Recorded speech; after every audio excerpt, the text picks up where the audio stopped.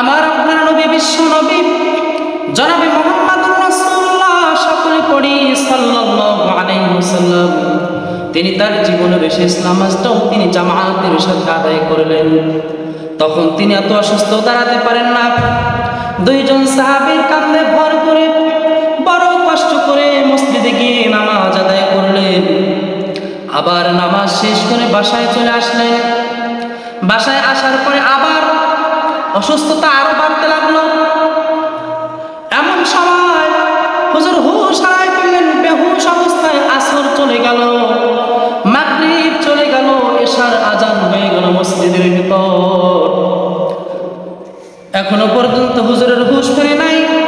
সাহাবা আজমাইনরা অনেকক্ষণ অপেক্ষা করে হযরতে আবু বকরের ইমামতিতে নামাজের ভিতরে দাঁড়ায় গেলেন। এমন তো সময় হুজুরের হুশ ফিরে এলো।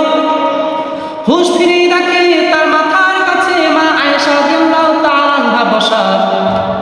আয়েশারে ডাক দিয়ে বলে, আয়েশা রে, এটা কোন সময়? মা আয়েশা প্রশ্নের জবাব বললেন, হুজুর আপনি যখন হুশ হারায় ফেললেন, আপনি বেহুশ অবস্থায় আসর চলে গেল, মাগরিব চলে গেল এবং এশার আজান হয়ে গেল। সাহাবাদের অনেক সময় অপেক্ষা করে আমার আব্বার ইমামতিতে তারা সকলেই নামাজের ভিতরে দাঁড়ায় গেলেন। বিশ্বনবী ডাক দিয়া বলে, আয়েশা রে, ঘরের দরজাটা খুলে দাও আর আমার মাথাটা একটু উঁচু করে ধরো, আমি এই নামাজের দৃশ্য দেখবো। বিশ্বনবী তার মাথাটা যখন উঁচু করে ধরা হলো, তিনি তাকায়া মসজিদের দরজা যখন খুলে, ঘরের দরজাটা যখন খুলে দেওয়া হলো, তিনি তাকায়া নামাজের দৃশ্য দেখছেন। আর নামাজের দৃশ্য দেখে তার চোখ বেয়ে বেয়ে পানি পড়ছে। আবার মুস্কি মুস্কি করে হাসতে শুরু করলো। মা আয়েশা রাদিয়াল্লাহু তাআলা আনহা প্রশ্ন করলেন, হুজুর বুঝলাম না, আপনি নামাজের দৃশ্য দেখে কেন হাসলেন? নামাজের দৃশ্য দেখে আপনি আবার কেন কাঁদলেন?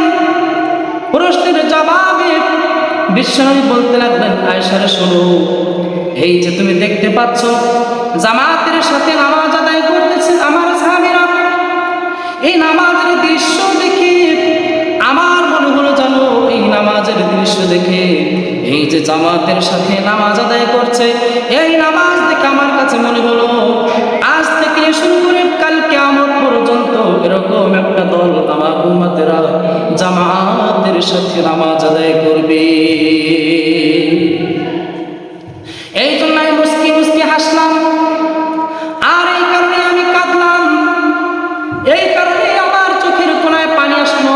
তার কারণ হলো এই যে জামাতের সাথে নামাজ আদায় করে দেখছো, এই নামাজ কায়েমের জন্য, দিন কায়েমের জন্য, ইসলাম কায়েমের জন্য আমার বহু সাহাবা জীবন দিয়েছে, আমার বহু সাহাবারা শহীদ হয়েছে, আমার বহু সাহাবারা আহত হয়েছে। এই আহতের কারণে, এই জীবন দেওয়ার কারণে এই কথাগুলো আমার যখন মনে আসলো, এই সময় আমার চোখের থেকে পানিগুলো গড়ায় গড়ায় পড়ছে। আর সবচাইতে যে কথাটা আমাকে বেশি কাঁদায়, আর সেই কথাটা হলো আমার চাচা হামজা রাদিয়াল্লাহু তাআলা আনহু, তিনি তাকে যখন শহীদ করা হয়েছে এবং তার বক্রটা ফিরে যখন তার বুকের ভিতর থেকে কলিজাটা বের করে চাবায়া চাবায়া খাইছে, ওই কথাটা আমার মনে পড়ার কারণে আমার চোখের কোণায় পানি চলে আসছে। এই যে তুমি জামাতের সাথে নামাজ আদায় করতে দেখছো, এই নামাজ কায়েমের জন্য স্বয়ং আমি নবী আমার শরীর থেকে বহু রক্ত আমার ঝরেছে, দান শহীদ হয়েছে। এই কথাগুলো মনে হওয়ার কারণে আমার চোখের কোণায় পানি চলে আসলো। এরপরে বিশ্বনবী আরো অসুস্থ, আবার শুরু হয়ে গেল। নামাজ শেষ করার পরে সাহাবারা বিশ্বনবীর খবর নিতে আসলেন। আবার বিশ্বনবী অসুস্থতা আরো বাড়তে লাগলো, কথা বলতে পারে না, তার কথা বলতে গেলে জিহ্বায় প্যাঁচ লেগে যায়। যখন অসুস্থতা আরো বাড়তে লাগলো, হযরত আলী বিশ্বনবীর মুখের কাছে কানটা লাগায়া শুনছে।